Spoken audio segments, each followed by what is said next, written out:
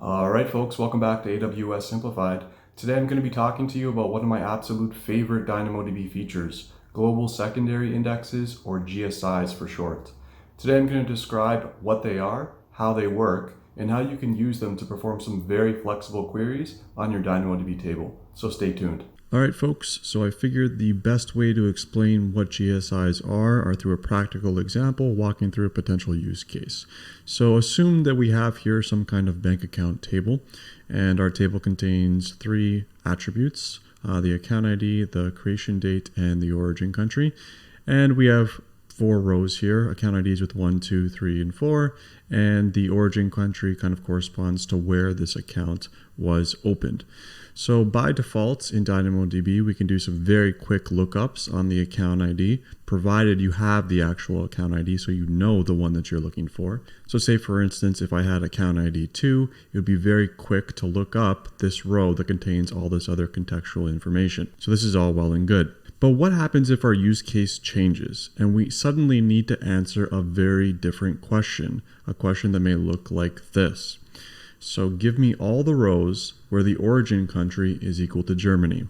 So at first glance, obviously we're looking for this row here, the fourth row with account ID 4, where the country is equal to Germany. So I'd encourage you to think about how you would answer this. So we know the criteria we're looking for. We're looking for the row that has the country Germany, but we don't have enough information to retrieve the rows by the primary key. Right, so we don't know that this is account ID 4 that has this attribute. Now, a naive approach would to do something like this, where we use a DynamoDB scan operation and in conjunction use a filter expression to only return the results that match our criteria. Now, there's nothing inherently wrong with this approach. It'll certainly return the correct results.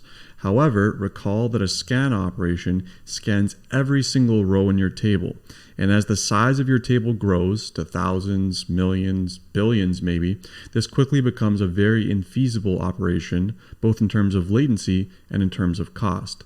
So how something like this would actually look like if you were to perform a scan with the filter expression on your table would be like this. So scan is looking at 1, sees the country does not equal Germany, goes to the next, goes to the next, goes to the next, finally finds the one where it equals Germany, and then returns that all the way back.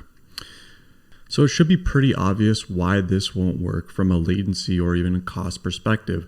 As the size of your table grows, this quickly becomes very infeasible. And so this is where GSIs come in. So in short, GSIs allow you to query for attributes of a row that are not the partition key that you originally selected when you created your table. So recall, in normal circumstances, we can do direct lookups using the partition key, which is account ID in this case. Now with a GSI, say we specified one on origin country, we can do a direct lookup on our table to find the row that contains Germany right away without having to do any kind of scan operation on the entire contents of the table. So as you can imagine, this results in much lower latency for queries and reduced costs since we don't have to necessarily scan the entire table like we were doing in the previous approach. So in short, this gives us a very high degree of flexibility to query for different attributes if our use case changes. So if you're attempting to perform a query on a GSI, it's very similar to how it would look when performing a normal query. The only difference is that we provide an index name, which is origin country in this case. And so this would signal to Dynamo to use the index and give you that direct lookup on this row. So in terms of how a GSI works, you as a user define a GSI index, and this involves selecting a new partition key and a sort key if that's what you want. So looking into the console here, this is an example of what you would see when you click on the Create Index button. So you have your partition key that you need to specify. In our case, we would have put in origin country. You name your index. So again, we were using origin country. We're using the same name as our actual attribute, but this can be anything you want. There's a concept of projected attributes. So on your GSI, if you only care about certain types or certain attributes on your table, and maybe not all the other ones that are present in your original table, you can only select a subset of the attributes that you actually care about. And then in addition, you also need to select your read and write capacity units, which I'll get into a little bit more later. So in terms of how GSIs work behind the scenes, creating a GSI clones your primary table using your new partition key, but keeps these two tables in sync. So recall that our original table looked like this, where our partition key is the account ID and the origin country is the attribute. So after you specify your index, Dynamo will actually create a secondary table that flips your data. And depending on the partition key that you set, in our case, we set origin country as the partition key.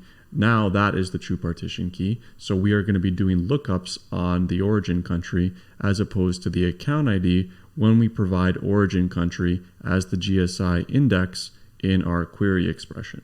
So also behind the scenes, whenever you perform any kind of update, whether that be an insert, a modification, or a delete operation, Dynamo behind the scenes is going to keep these two tables in sync. So say for instance, if we wanted to change any of these rows, it'll be eventually propagated onto our GSI table, so that change will be reflected there as well.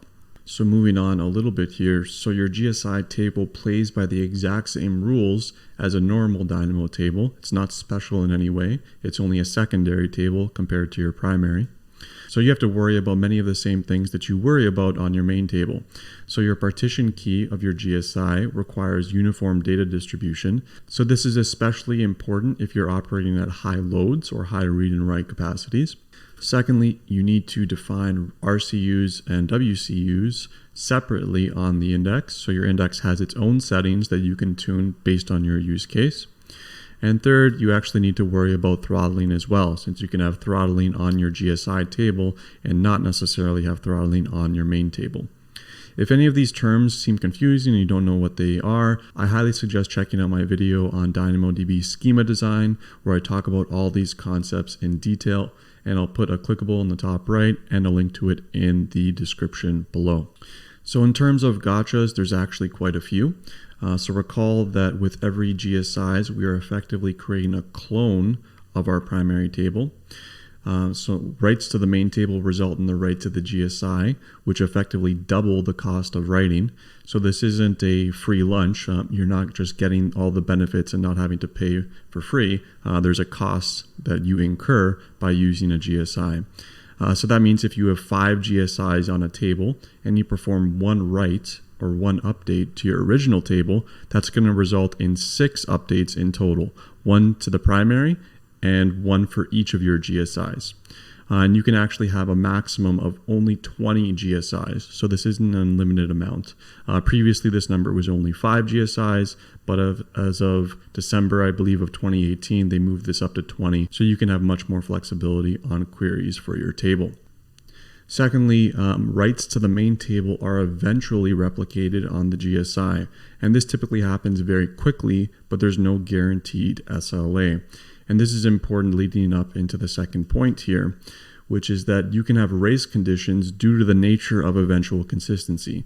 Your GSI can potentially return stale data if there is a substantial delay between when your update or delete happens on your primary and when that is eventually propagated into your GSI. So those of you that are reading off of your GSI and attempting to make updates using that record as the source of truth on your main table, be very, very careful about doing that, because you could potentially be retrieving stale data on your GSI and putting that back into your primary table, which would lead to some very, very difficult to debug scenarios. Another big gotcha that I've personally faced in the past is due to throttling.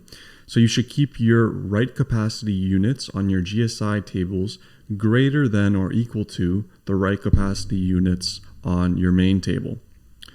And this has to do with data replication that I talked about previously. So a write to your main will result in a write to all of your GSI tables. Now, if your GSIs don't have enough write capacity units, it could eventually lead to throttled requests when writing to your main table. So be very careful about setting this. I would highly suggest you use auto scaling on your GSI and tick the box that says use the same settings as my primary table. At least do that for your write capacity. You don't necessarily need to do that for your read capacity.